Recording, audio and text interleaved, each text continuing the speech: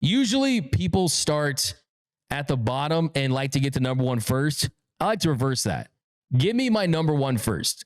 I'll give you my number one free agent. Number one free agent pitcher that I think the Dodgers should sign, and it's none other than Blake Snell. Blake Snell is ahead of the class, and it's for these reasons. I was talking to someone within the league today, and they told me it's simply as this. If Blake Snell has command, his stuff is as good as any pitcher in baseball. And that's the kind of upside that he brings. And what this team is looking for is dominant starts in the postseason. They don't need a guy to give you 200 plus innings in the regular season. And you don't need to win 100 games in the regular season. They proved that this season. They win 98 wins. You can win the 11 that really matter in October. And Blake Snell is also a pitcher that the Dodgers have had interest in signing. When I was in Korea, when we did our show, after we talked to Andrew Friedman, it was clear that he was talking about Blake Snell as far as continuing to possibly add to this team. And they were in the latter stages of talks, and who knows what happened, and he ends up going to the Giants. But the Dodgers were 100% interested in signing Blake Snell before the start of last season. So even after they landed Glasnow and Yamamoto, and you had Gavin Stone and Bobby Miller, you had Paxton at that point, you had dudes in your rotation, they still wanted Snell.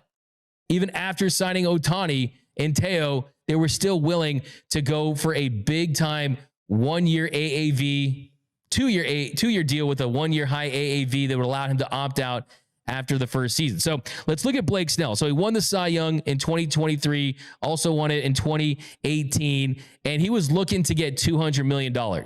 That was what him and Scott Boras were looking for last offseason. Could they get him on a $200 million contract? And unfortunately, with the market like it was, with teams dealing with the regional sports network issues and Bally's and all that falling through, the market just wasn't there, and it impacted Blake Snell. Now, he started the season slow, and that's because he wasn't 100% healthy.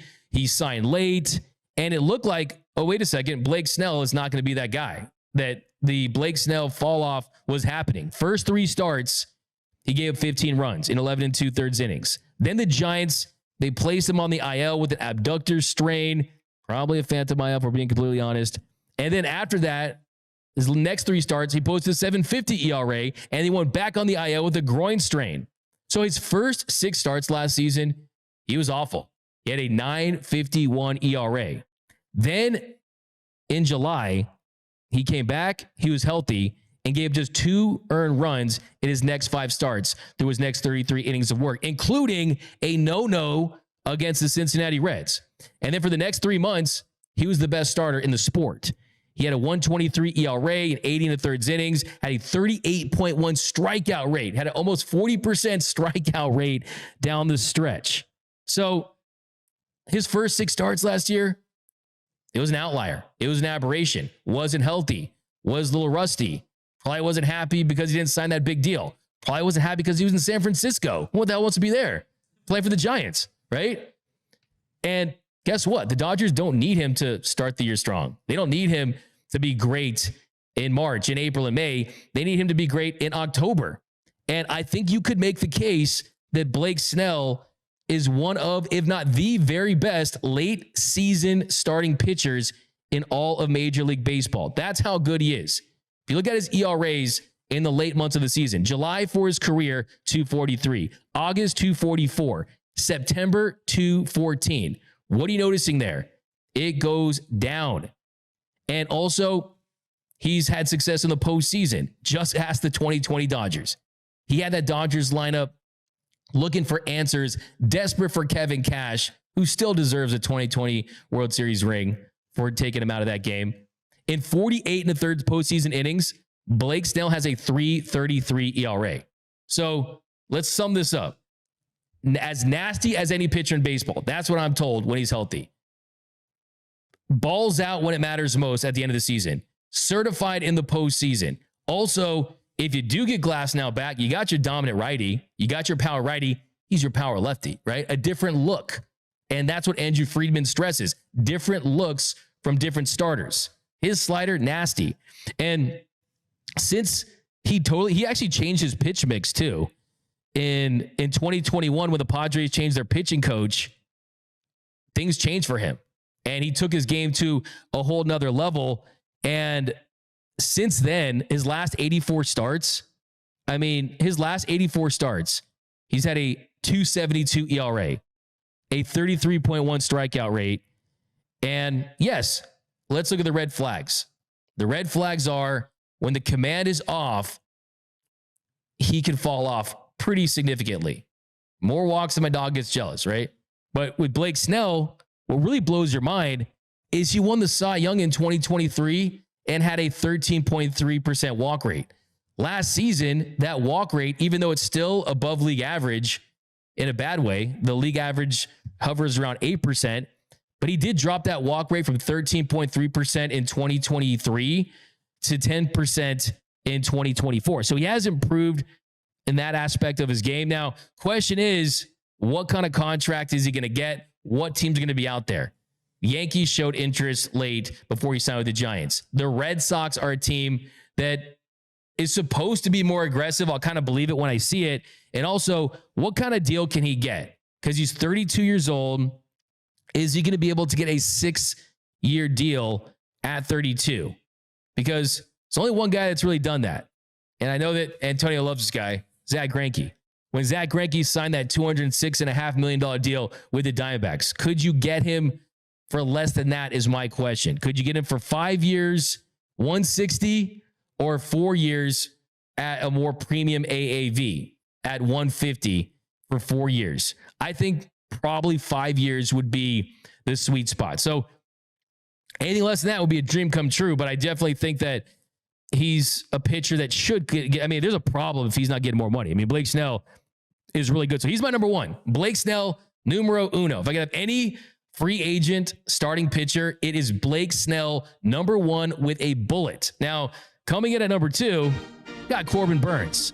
And I know some of you in the comments are going to say, D-Mac, you love Corbin Burns for so many years. What happened with you and Corbin Burns? I'll tell you what happened with me and Corbin Burns. One, north of 200. That's what happened with me. The sticker price for him, he's looking for 7 years, 200 plus million, something in that range. The Mets are going to be suitors. When the Mets are suitors now, I'm like, the Mets come with that big time Stephen Cohen FU money these days. And we know the Dodgers do not want to get into a bidding war with the Mets. They did last year a little bit with Yamamoto, but that's not something that they regularly want to do. And what Corbin Burns has going for him, and the reason why he's going to sign a massive deal, is because he's the youngest of these elite free agent starters. And the younger you are, the more years you're looking to get. And Corbin Burns, he turned 30 in October. So not incredibly young, but as far as the starting pitcher market and free agency, he's younger than the rest of the field. And he has been healthy. Now, he has been healthy, which is a good thing. Only 2 IL stints for Burns in his career. It's been for an oblique strain and for COVID. Some people see that as a positive. I see that as oh crap, he's due. When they're not injured for long stretches, I'm like, oh, is that possibly a bad thing? Because he's been a workhorse throughout his career. He's been an absolute workhorse throughout his career. And that's the number one thing you love about Corbin Burns is he is someone that can give you 150 plus innings every single season without fail. He's pitched at least 193 innings in each of the last 3 seasons. But do the Dodgers really need that? Do they really need that? I don't think that is the number one priority for this team is, go eat some innings, right? Go be a Pac-Man pitcher, eat some innings. I don't think that's the number one thing, but he did put himself in a really good position to sign a good deal. He had a 2.92 ERA and 194 1/3 innings with the Orioles last season. He was fantastic in his one postseason start against the Royals, gave up just 1 run in 8 innings, and he's just been really consistent. Since 2021, he's 4th in Major League Baseball with 757 innings pitched. He's 6th in ERA with a 2.94 ERA. So he's been consistently a sub-3 ERA guy since 2021. And he also had an uptick in velocity last year with the Orioles. He had a career-high 95.3 mile per hour average on his cutter. That's his bread and cutter right there. Best pitch for him. He also hit 97 on his two-seamer. Now, he doesn't throw his two-seamer a ton, but still, pump at 97. Also, he reduced his walk rate at a 6.1% walk rate. That was the second best for his career. So, doesn't walk a ton of guys, has that elite cutter. But I look at the red flags for Corbin Burns. This is why I'm not the biggest Corbin Burns guy when it comes to giving him $200+ million in free agency, because he's not missing as many bats as he was when he was at his prime. Last season, his strikeout rate was at 23.1%. That's just slightly above league average, and also not missing as many bats. Opponents connected on 86.8% of their swings in the zone against him.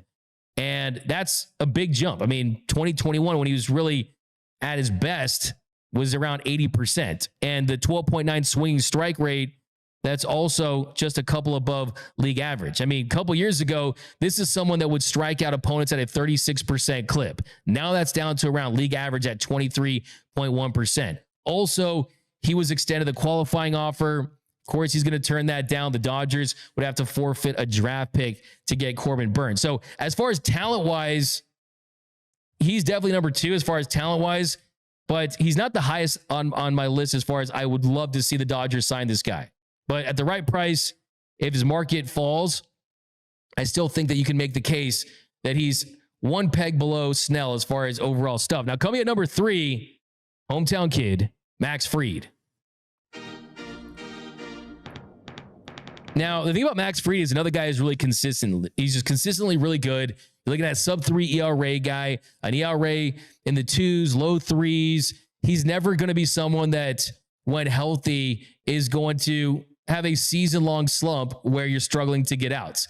He has been an effective pitcher for a really long time now. I mean, a 2.81 ERA in his last 5 years combined. That's really, really good.